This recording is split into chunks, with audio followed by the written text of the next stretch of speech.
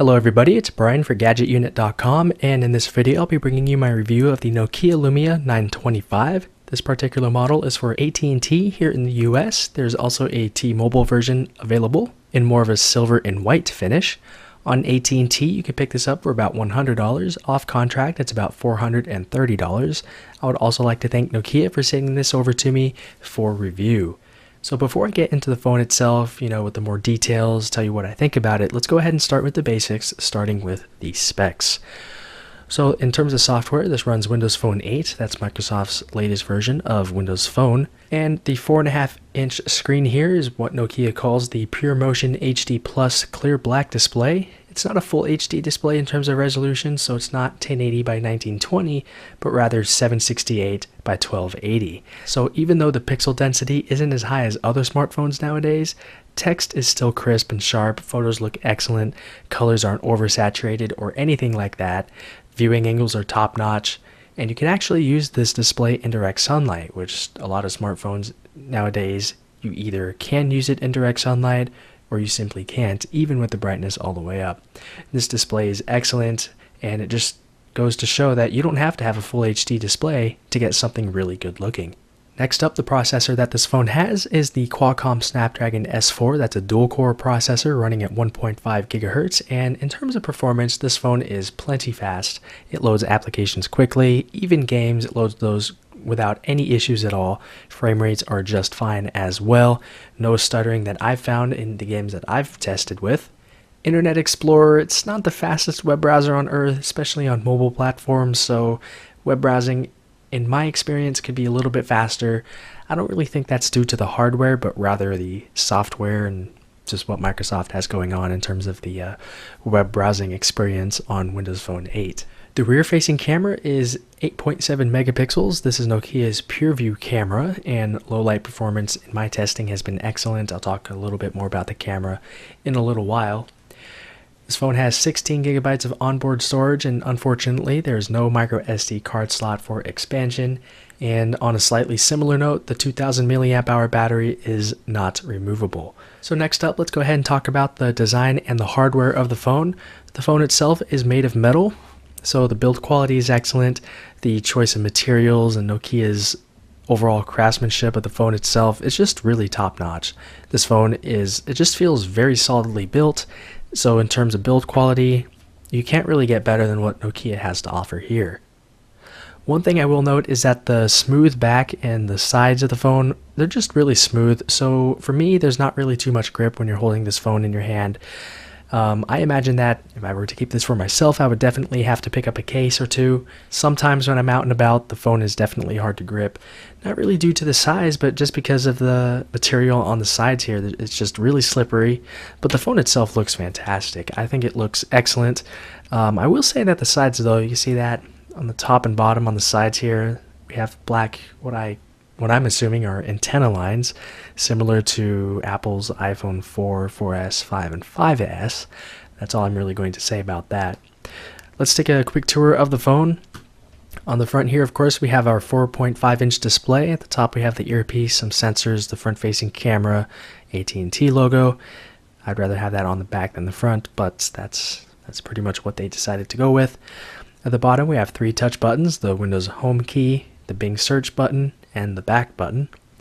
On the right side of the phone is where all of our external buttons are. We have one for the camera. This is a two-stage button, so half a press focuses.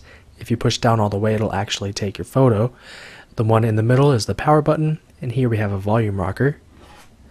At the top, we have a microphone pinhole, 3.5 millimeter headset jack, the USB port, and I think this is a micro SIM tray. I haven't actually taken that out because I haven't had any need to do so. Nothing on the left side, nothing on the bottom either. And on the back we have that smooth, sort of a soft touch satin feel to it on the back cover here, which I haven't really figured out how to remove it. It seems like you could remove it, but I haven't really looked into that. Here we have the 8.7 megapixel rear facing camera, and here we have dual LED flashes at the top. These are both the same color. And that's pretty much it. Oh, at the bottom here we have the speaker. It's actually not this entire thing is not a speaker, just the left side of this dotted area is, so that's one thing to note. So you can pretty much just cover the left portion here with your finger and all the audio will practically go away. In terms of overall weight, I think that it's not too heavy, it's not too light. To me, this is just right. But personally, I rather have more weight in a phone. That way when I'm holding it in my hand, I can sort of have a little bit of extra grip because I know that I'm holding something a little bit heavy. I don't want it to fall on the ground because the damage would be a little bit worse. Things like that, if that makes any sense. So next up, I'm going to go ahead and talk about the speaker, network, and call quality. In terms of call quality, it's just fine. Over AT&T, calls sound just fine. Of course, this depends on where you are, how your signal is, but overall, it sounds just fine, even through the earpiece or the rear-facing speaker here. In terms of music, if you listen to it through the speaker, they sound good as well.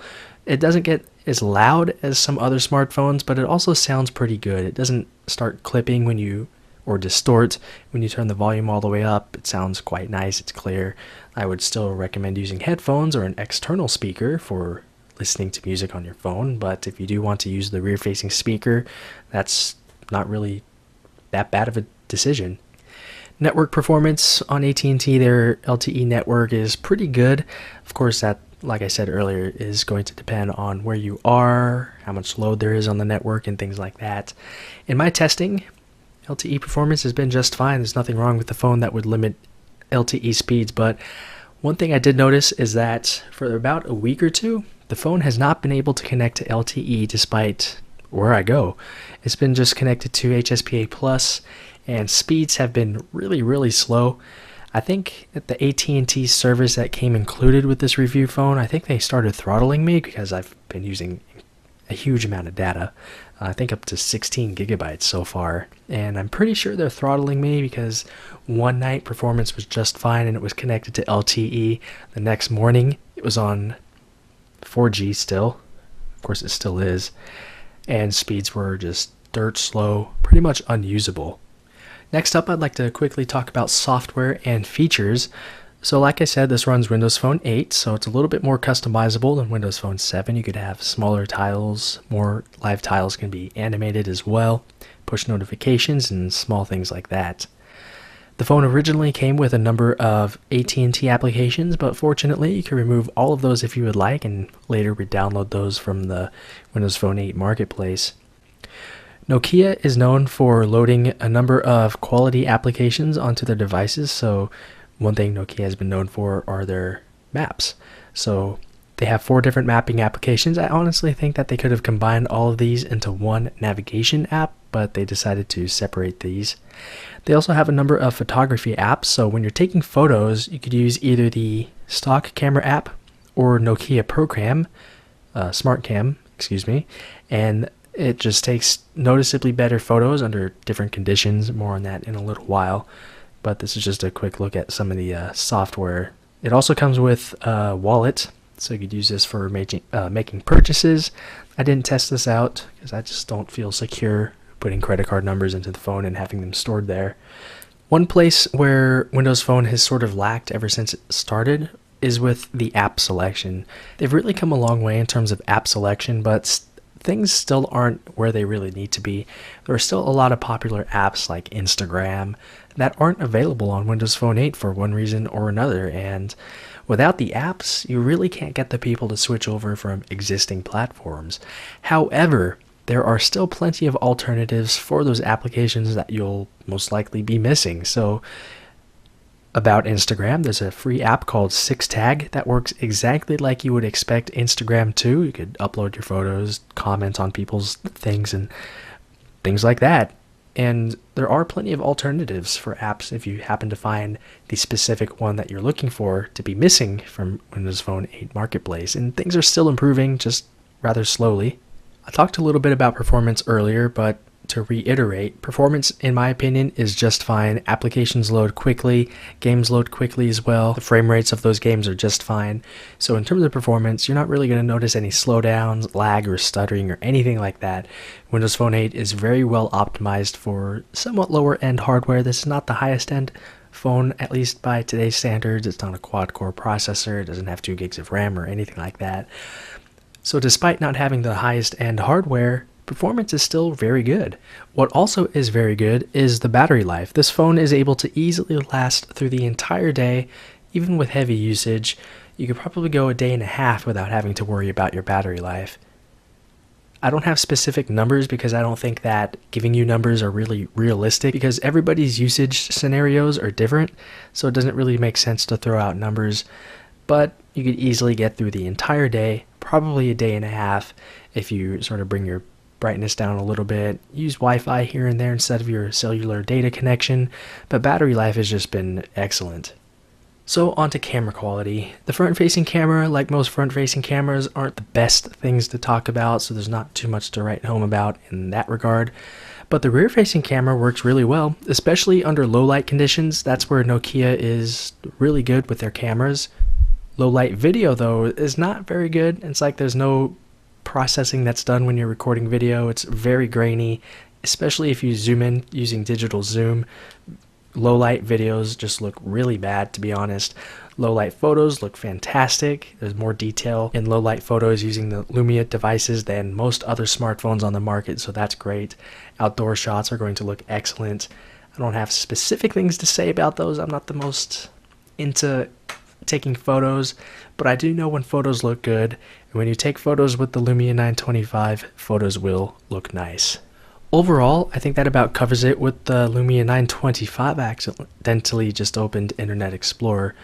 But this is an excellent phone if you're looking into getting into Windows Phone 8, or if you're already into Windows Phone 8 and want to upgrade your devices.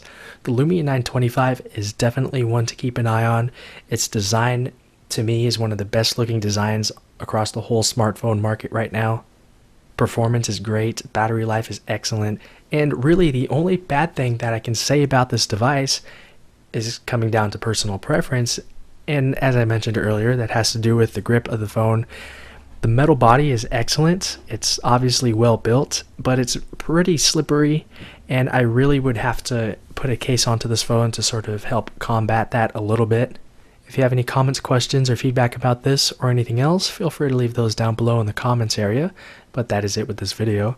So thanks a lot for watching, and I'll talk to you all very soon.